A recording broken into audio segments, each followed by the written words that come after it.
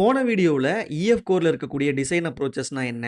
அதுல ஒரு existing எஸ்கியூஎல்ஐட் database first approach மூலமா எப்படி ஆக்சஸ் பண்றது அப்படிங்கிறத பார்த்தோம். ஸோ அதனுடைய கன்டினியூஷனா இந்த வீடியோவுல ஒரு டேட்டாபேஸ்ல பண்ணக்கூடிய CRUD ஆப்பரேஷன்ஸ அதாவது கிரியேட், ரீட், அப்டேட், டெலீட் அப்படிங்கிற அந்த ஆப்பரேஷன்ஸ எப்படி கோர்ல பண்றது? அது எப்படி டிபில ரிஃப்ளெக்ட் ஆகுறதுங்கிறது எல்லாத்த பத்தியும் டீடைல்டா பார்க்க போறோம். நீங்க அந்த வீடியோவ ஏற்கனவே பார்க்காம வந்திருந்தீங்கன்னா, மறக்காம நம்மளுடைய ஃபர்ஸ்ட் 2 வீடியோவ பார்த்துட்டு அதுக்கப்புறம் இந்த வீடியோவ பாருங்க. அப்பதான் உங்களுக்கு அண்டர்ஸ்டாண்ட் ஆகும். அண்ட் நீங்க பார்த்துட்டு இருக்கிறது ஐக்கரும்பலகை யூடியூப் சேனல். சாஃப்ட்வேர் டெவலப்மெண்ட் பத்தியும் .NET பத்தியும் டீடைலா தெரிஞ்சுக்கிறதுக்கு நம்ம சேனலை மறக்காம சப்ஸ்கிரைப் பண்ணிக்கங்க. இந்த வீடியோவை லைக் பண்ணிட்டு வீடியோ கன்டினியூ பண்ணுங்க.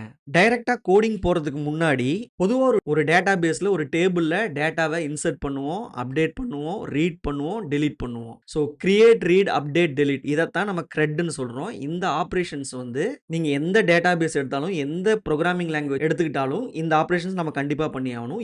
கோர்ல எவ்வளவு ஈஸியா பண்ணலாங்கிறத இந்த வீடியோல நீங்க ரொம்ப ஈஸியா தெரிஞ்சுக்கலாம். ஸோ கோடிங்குள்ள போறதுக்கு முன்னாடி கோர்ல இந்த இன்சர்ட், அப்டேட், டெலீட் எப்படி ஒர்க் ஆகுது அப்படிங்கிறது புரிஞ்சுக்கிறது ரொம்ப முக்கியம். ஸோ கோர்ல சேஞ்ச் ட்ராக்கர் அப்படின்ற ஒரு மெக்கானிசம் இருக்கு.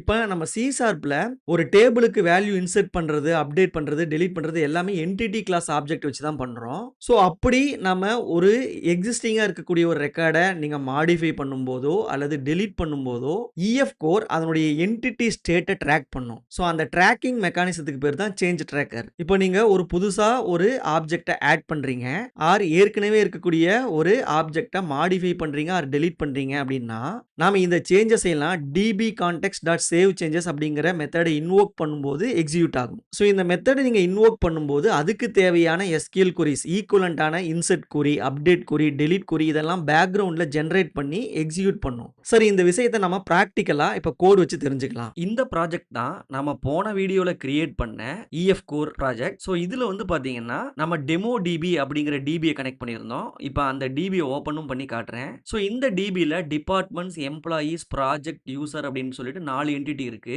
ஸோ அந்த என்டிட்டிக்கு வந்து பாத்தீங்கன்னா இங்க டிபி செட்டும் அவைலபிளா இருந்துச்சு. ஸோ இதுல நம்ம கடைசியா என்ன ட்ரை பண்ணியிருந்தோம்னா டிபார்ட்மெண்ட்டை ரீட் பண்ணி பார்த்துருந்தோம். ஸோ இதை ரன் பண்ணி பார்க்கலாம். ஓகே, ரன் ஆயிடுச்சு. ரன் ஆகி இதுல இன்ஜினியரிங், மார்க்கெட்டிங், ஃபினான்ஸ் 3 டிபார்ட்மெண்ட்ஸ் இருக்கிறதா காமிக்குது. அதை நம்ம இங்க கிராஸ் வெரிஃபையும் பண்ணிக்கலாம். Engineering, marketing, finance. ஸோ பக்கவா ஒர்க் ஆகுது. ஸோ இதே ப்ராஜெக்ட்ல தான் இப்போ நம்மளுடைய CRUD ஆப்ரேஷனை பண்ணி பார்க்க போறோம். ஸோ நம்ம ஃபர்ஸ்ட் பார்க்க போறது இன்சர்ட் ஆப்ரேஷன். ஸோ நம்ம ஏற்கனவே டிபார்ட்மெண்ட்ல ரீட் பண்ணி பார்த்துருந்தோம். அதே டிபார்ட்மெண்ட் டேபிள்ல ஒரு புது ஆப்ஜெக்ட்டை இன்சர்ட் பண்ணோம். அதுக்காக டிபார்ட்மெண்ட் அப்படிங்கிற அந்த என்டிட்டி கிளாஸ்க்கு ஒரு நியூ ஆப்ஜெக்ட் கிரியேட் பண்ணிக்கிறோம். ஸோ இந்த நியூ டிபார்ட்மெண்ட் ஆப்ஜெக்ட்ல அந்த டிபார்ட்மெண்ட்டுடைய நேமையும் லொகேஷனையும் நம்ம கொடுத்துக்கிறோம். கொடுத்துட்டு அந்த டிபி கான்டெக்ட்ல டிபார்ட்மெண்ட் டிபி செட்ல ஆட்ங்கிற மெத்தட் யூஸ் பண்ணி இந்த கிரியேட் பண்ண நியூ ஆப்ஜெக்ட்டை என்டிட்டி கிளாஸ் ஆப்ஜெக்ட்டை பாஸ் பண்ணிடணும். அப்புறம் நம்ம ஏற்கனவே சொன்ன மாதிரி இந்த சேஞ்சஸ் ரிஃப்ளெக்ட் ஆகிறதுக்காக டிபி கான்டெக்ட்ல சேவ் சேஞ்சஸ் அப்படிங்கிற மெத்தட் இன்வோக் பண்ணும்போது நமக்கு இன்டர்னலா இன்சர்ட் ஸ்கிரிப்ட் ரன் ஆகி நமக்கு இந்த டேபிள்ல ஆட் ஆயிரும். ஸோ இதை ரன் பண்ணி பார்ப்போம். ஓகே, இப்போ நமக்கு ரன் ஆயிடுச்சு.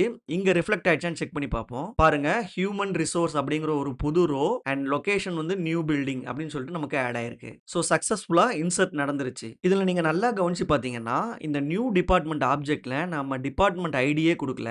ஆனா பை டிஃபால்ட் அது ஆட் ஆயிடுச்சு. ஏன்னா இது ஒரு பிரைமரி கீங்கிறதுனால அதை நம்ம எப்பயுமே இன்சர்ட் பண்ண தேவையில்லை. எப்படி நீங்க SQL queryல அந்த பிரைமரி ஆட்டோ இன்கிரிமெண்ட் கீயை ஸ்கிப் பண்ணுவீங்களோ அதே போல நம்ம இங்க ஸ்கிப் பண்ணிக்கலாம். ஸோ தானாவே அது இன்சர்ட் ஆயிரும். நம்ம CRUD ஆப்ரேஷன்ல ரெண்டாவதா பார்க்க போறது ரீடு. ஸோ நம்ம ரீடு ஏற்கனவே ட்ரை பண்ணிட்டோம். அதே கூட இப்போ நம்ம ரன் பண்ணி பார்ப்போம். நம்ம புதுசா ஆட் பண்ண அந்த புது வேல்யூ வருதான்னு ட்ரை பண்ணி பார்ப்போம். ஓகே, நம்ம என்ஜினியரிங், மார்க்கெட்டிங், ஃபினான்ஸ் கூட ஹியூமன் ரிசோர்ஸ் அப்படிங்கிற அந்த புது டிபார்ட்மெண்ட்டும் நமக்கு ரீட்ல கிடைச்சிருச்சு. நம்ம மூணாவதா பார்க்க போறது அப்டேட். ஒரு டேட்டாபேஸ்ல இருக்கக்கூடிய ஒரு பர்டிகுலர் ரெக்கார்டை நீங்க அப்டேட் பண்ணணும்னா 3 ஸ்டெப் ஃபாலோ பண்ணணும். ஃபர்ஸ்ட் ஸ்டெப் வந்து நீங்க எந்த டேட்டாவை அப்டேட் பண்ண போறீங்களோ அந்த ரெக்கார்டை முதல்ல ஃபெச் பண்ணி எடுக்கணும். ஃபெச் பண்ணீங்கன்னா உங்களுக்கு ஒரு அந்த ஆப்ஜெக்ட் என்டிட்டி கிளாஸோட ஆப்ஜெக்ட் கிடைச்சிரும். ஸோ அந்த ஆப்ஜெக்ட்ல எந்த பர்டிகுலர் ஃபீல்ட் ஆர் காலம் நீங்க அப்டேட் பண்ணுமோ அதை நீங்க மாடிஃபை பண்ணணும். அதுக்கப்புறம் சேவ் சேஞ்சஸை இன்வோக் பண்ணும்போது இன்டர்னலா அது அப்டேட் குறி எக்ஸிக்யூட் பண்ணி உங்களுக்கு அந்த பர்டிகுலர் ரோவை அப்டேட் பண்ணி கொடுத்துரும். ஸோ இதை ட்ரை பண்றதுக்கு டிபார்ட்மெண்ட்ல நம்ம கடைசியா இன்சர்ட் பண்ண அந்த டிபார்ட்மெண்ட் ஆப்ஜெக்ட் எடுத்துக்கலாம். அதுக்கு நம்ம டிபார்ட்மெண்ட் ஐடி வேணும். இங்க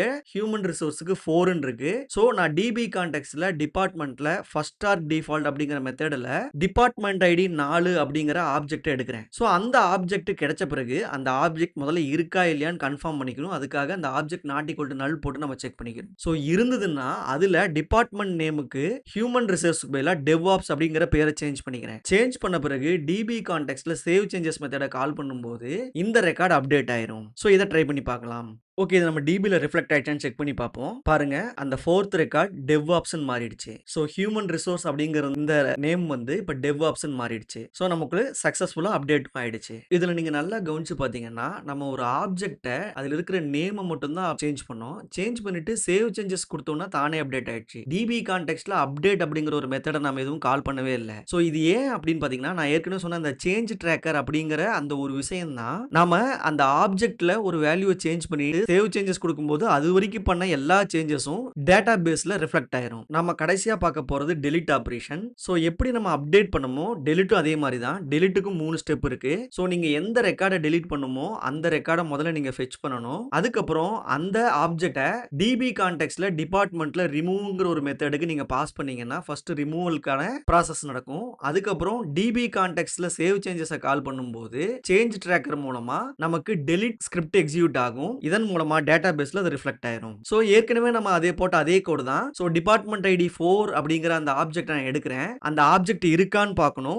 இருந்ததுன்னா தான் நம்மளால டெலிட் பண்ண முடியும். சோ அதுக்கப்புறம் சேவ் சேஞ்சஸ் கொடுத்தோம்னா டெலிட் ஆயிரும். நம்ம இதை ரன் பண்ணி பார்ப்போம். ஓகே, நமக்கு எக்ஸிக்யூட் ஆயிடுச்சு. இப்போ டிபில ரிஃப்ளெக்ட் ஆயிடுச்சான்னு பார்ப்போம். பாருங்க, அந்த 4வது ரோ வந்து டெலிட் ஆயிடுச்சு. சோ சக்சஸ்ஃபுல்லா இது டெலிட்டும் பண்ணிடுச்சு. சோ அவ்வளவுதான். நம்ம EF கோர்ல CRUD ஆபரேஷன்ஸ் யூஸ் பண்ணி SQLite டேட்டாபேஸ்ல இருக்கக்கூடிய அந்த 4 ஆபரேஷனையும் பண்ணிட்டோம். ஒரு ரெக்கார்டை கிரியேட் பண்ணி பார்த்தோம். இருக்கிற ரெக்கார்ட்ல ரீட் பண்ணி பார்த்தோம். ஒரு எக்ஸிஸ்டிங் ரெக்கார்டை அப்டேட் பண்ணி பார்த்தோம். ஒரு எக்ஸிஸ்டிங் ரெக்கார்டை டெலீட் பண்ணி பார்த்தோம். ADO.NET யூஸ் பண்ணியிருந்தோம்னா இந்நேரத்துக்கு நம்ம லைன் கணக்கா இதுல கோட் எழுதி இருக்க வேண்டியிருக்கும். பட் எதுவுமே பண்ணாம வெரி சிம்பிளா ஒரு 2 லைன் 3 லைனுக்குள்ளேயே நம்ம அந்த CRUD ஆபரேஷன்ஸை பண்ணி பார்த்துட்டோம். ஸோ இந்த வீடியோ கண்டிப்பா உங்களுக்கு ரொம்ப யூஸ்ஃபுல்லா இருந்திருக்கும் நான் நினைக்கிறேன். உங்களுக்கும் பிடிச்சிருந்தா இந்த வீடியோவுக்கு லைக்க போடுங்க. இந்த வீடியோவுக்கான ஃபீட்பேக்கை மறக்காம கமெண்ட் செக்ஷன்ல சொல்லிட்டு போங்க. நீங்க நம்ம சேனலை சப்ஸ்கிரைப் பண்ணாம பார்த்துட்டு இருந்தீங்கன்னா சப்ஸ்கிரைப் பண்ணிக்கங்க. உங்க ஃப்ரெண்ட்ஸுக்கும் நம்ம சேனலை பத்தி தெரியப்படுத்துங்க. அவங்களுக்கு ஷேர் பண்ணுங்க. அடுத்த ஒரு நல்ல வீடியோட சந்திப்போம். நன்றி, வணக்கம்.